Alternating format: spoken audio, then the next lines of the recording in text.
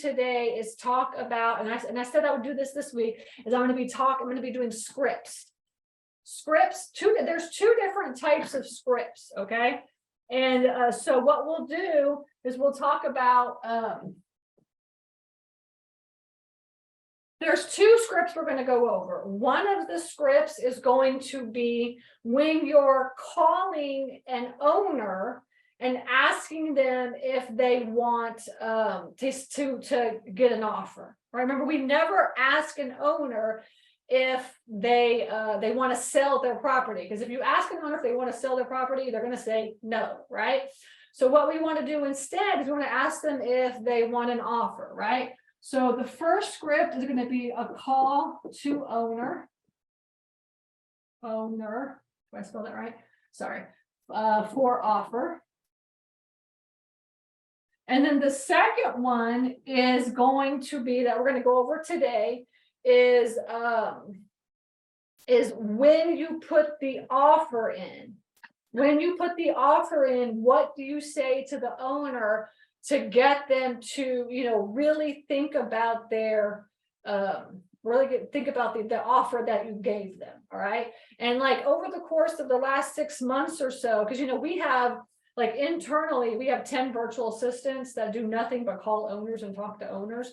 And really, we've fine-tuned these scripts. So I'm going to give these scripts to you guys today.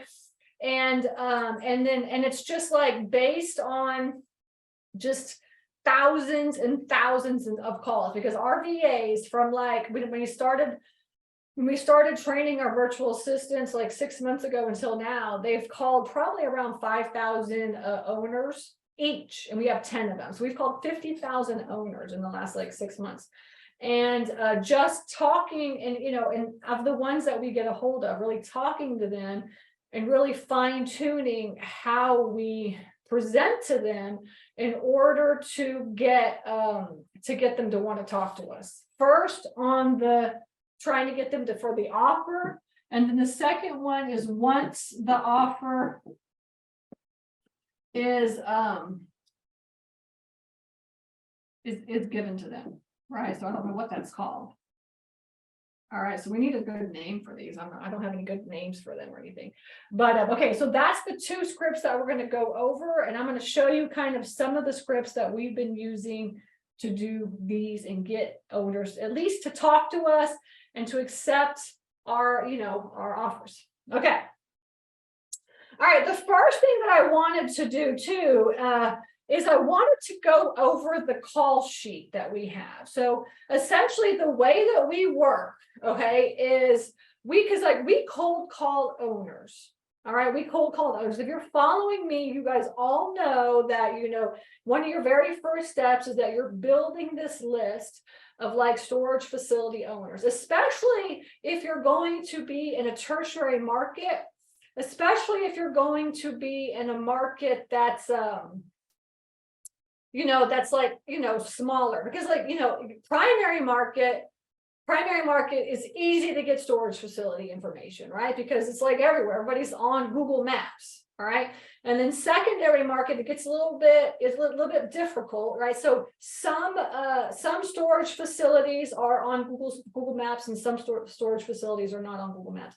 So make sure, in order to find storage facilities in a secondary market or in a tertiary market, and tertiary is like, just tertiary is the word TIERTARY. All right. Let's see if that works. Ooh, look at that. Isn't that awesome? Cool. So tertiary is another word for country. All right. So like, out in the middle of nowhere. Okay. So so especially in tertiary markets, there is hardly any data for storage. All right. My camera's moving, babe. So FYI.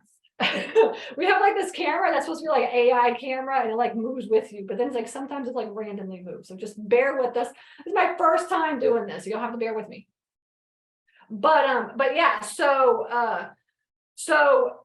tertiary markets is country, and then in the country, like, hardly, I wouldn't say hardly any, but a lot of storage facilities are not on Google Maps. Okay, so you want to make sure that you're building the list, all right, and taking care of this, because you can't, like, you just can't find a lot of storage facilities, or you can't, and you want to be able to do, you want to be able to build this list. So that's why I was trying to bring up tertiary. Okay, and so you're building the list, and once you build this list, you're putting it into like some sort of a spreadsheet or something like this, keeping track of it, right? And so, and then after that, right, you're going to go to the call sheet. And actually, I wanted to pull the call sheet up. So you're going to have a list of names, either secondary or tertiary markets. And you're going to, hang on, let me pull this up so I can pull this up. Yeah, here it is. I tried to open everything and get it ready, you know, so you guys can all see it. Okay. Okay, so this sheet here, and it's kind of hard to see actually on this. So we're going to figure out how to get this to be zoomed in better. I wonder if I can zoom this in. Yeah, I can. Okay. Yeah, you can see it a little bit better here. So I promise I'll get better at this. But this is what we call the seller call sheet. And this is the sheet that you get, like, you basically use when you're on the phone talking to an owner and taking all of the information down. Okay, and so you can see kind of what it looks like is just at the top of the sheet. You have the facility name and their address, and you have, you know, where you got it from is the lead source.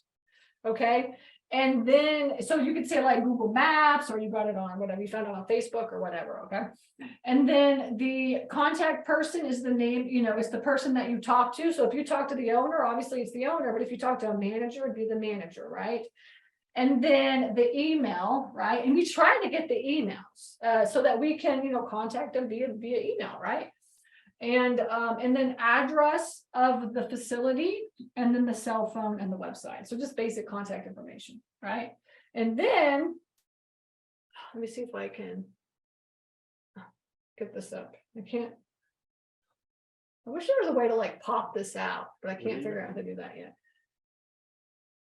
It's all right. We'll just leave it the way it is, and we'll figure it out for next time. So these are the scripts right here. Okay, so this is like, I'm going to give you a couple. I'm going to give you a lot of different scripts, so you could like just pick the ones that you want. But these are the ones that we've paired with our students, and then also we give to the VAs so that they can call. Okay, so when they talk to the owner, basically they're saying like, "Hi, my name is blank.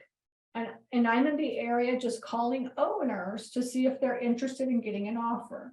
I'm trying to buy my first facility and get my foot in the door into this industry." Right. So, and then I wanted to just point out on this, what I tell my students when they're talking to the owners, and you make sure that you're talking to the owner directly, like you're not talking to the manager. If you talk to the manager, essentially say, "Look, I'm trying to get a hold of the owner." Most managers are not going to give you owner information, but if they do give you the owner information, you know, that's awesome. But I would say most aren't. If they don't, actually, what I was going to say too, if they don't give you the owner information, then what you want to do is you want to use some sort of a skip tracing software in order to get the owner information. We use Crexy, all right, but you don't have to use Crexy. I'm not going to get into Crexy today. I've gone over Crexy a lot, you know, in the past. So it does cost money every month to have Crexy. So if you don't want to spend that money every single month, then you need like a skip tracing company that can give you the owner's information for the facility, right? So you could use like, you know, whatever, Skip Wizard or, you know, Bin Verified or something like this, all right? But these scripts, these are all going directly to the owner, not to the managers. The managers, we don't talk to. There's no reason really to talk to them because most of the time they say no. Every once in a while, you'll get some random manager that'll be like, "Oh yeah, here's the phone number," or whatever. But most of them will say, I'll send a message. And then like they never get the message. Now me as an owner of storage facilities, like we tell the people that answer the phone, we tell them if anybody is calling us and asking if you know they can talk to us about like, you know, giving us an offer on the facility, then, you know, tell them, you know, give them our information, give their email to me. So give them my email, and then I can talk to them because I'll always take an offer, right? But most managers do not think this way, right? So So you want to like sidestep them and you want to skip trace and get the owner's information. Okay, and we do this by using like, been verified or white pages. We do use white pages for a lot of stuff. It seems to be one of the websites that kind of gives you the most detailed information outside of Crexy. I love Crexy because Crexy gives you email addresses and everything, but it is $100 a month. And also, if you're interested in getting Crexy, then just let us know, because you get, like, it's typically $150 a month, but through us, you'll get it for $100 a month. Okay.